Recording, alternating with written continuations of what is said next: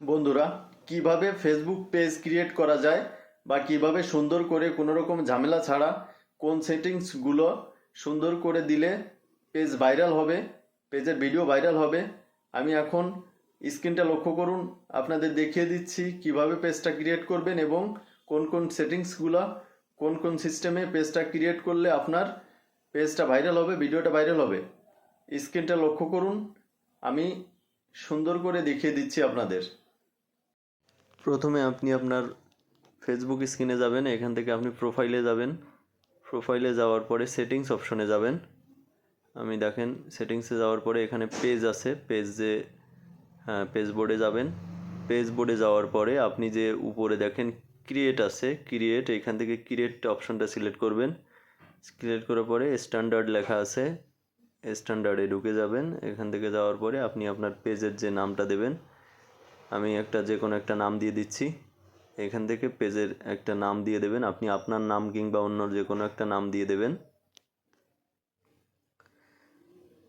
এখানে আমি নামটা লিখছি, দেখেন। নেক্সট অপশনে দেবেন। না, নেক্সট এটা নিচ্ছে না, আমি সাথে কিছু অ্যাড করে দিয়েছি, দেখেন কীভাবে অ্যাড করছি। 2.0 এবার দিয়ে দিলাম, এটা নিয়ে নিয়েছে। এইখানে আপনি যে ভিডিওই আপনি ক্রিয়েট করেন না কেন, এখানে অবশ্যই ক্রিয়েটর অপশনটা লেখা আগে সার্চ দেবেন, আপনি কন্টেন্ট ক্রিয়েটর। তো এখানে কন্টেন্ট ক্রিয়েটর অবশ্যই দেবেন। এখানে 3টে অপশন সিলেক্ট করতে পারবেন আপনি।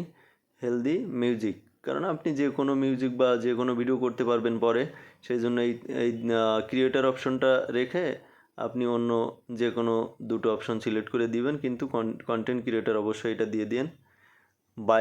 বায়োতে আপনি অবশ্যই, আমার সাজেস্ট থাকবে যে ডিজিটাল ক্রিয়েটর আপনি অবশ্যই ক্রিয়েট করবেন।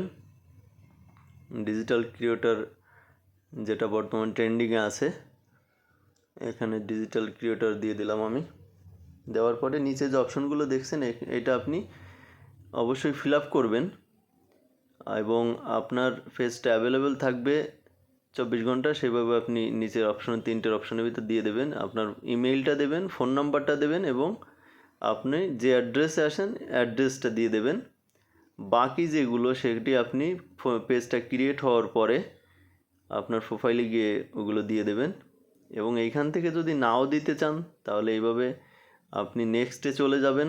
পরবর্তীতে আপনি আপনার প্রোফাইলে ঢুকে, মানে পেজটা ক্রিয়েট হবে বা ক্রিয়েট করছেন সেই পেজের প্রোফাইলে গিয়ে আপনি করতে পারবেন। দেখেন আমি নেক্সটে দিয়ে দিলাম। এখান থেকে আপনি আগে কখনো কোথাও যে ছবিগুলো আপনি কোথাও পোস্ট করেন নাই কোনো মিডিয়ায়, সেই ছবি দিয়ে দেবেন এখানে।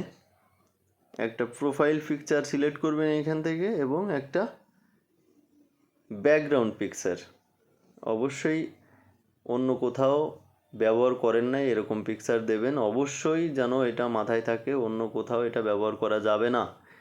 যদি ব্যবহার করা থাকে তাহলে আপনি কখনোই মনিটাইজেশন পাবেন না। এটা কখনোই আশা করবেন না যে অন্য জায়গায় ব্যবহার করে ছবি আপনার মনিটাইজেশন দেবে ফেসবুক। নতুন ছবি ব্যবহার করবেন সব কিছুতেই। ফেসবুকে খুবই সেন্সিটিভ বিষয় এটা। এখানে নেক্সট অপশনে যাবেন, তারপরে আবার নেক্সটে চলে গেলাম। আপনি আপনার ফেসবুকের ফ্রেন্ডদের ইনভাইটও করতে পারেন, কিন্তু পেজের সাথে প্রোফাইলের কোনো লিঙ্ক রাখা দরকার নেই, তার জন্য ওই ফ্রেন্ডগুলো আপনার প্রথমত দরকার নেই। এখানে এই অপশনটা অন করে দেবেন এবং নেক্সট অপশনে ক্লিক করবেন, দেখবেন আপনার পেজটা ক্রিয়েট হয়ে গেছে। দেখেন আমি পেজে ক্রিয়েট হয়ে গেছে। এবার এখান থেকে আমি আমার পেজে চলে গেলাম, যে পেজটা ক্রিয়েট করেছি, টাইগার 2.0। এইখান থেকে আপনার লোকেশান প্লাস আপনার ঠিকানাটা, ফোন নাম্বার, ইমেইল, এইগুলো ছাড়া বাদবাকি কিছু করার দরকার নেই, কোনো সেটিংস আপাতত করার দরকার নেই। দেখেন পেজটা সুন্দরভাবে ক্রিয়েট হয়ে গেছে।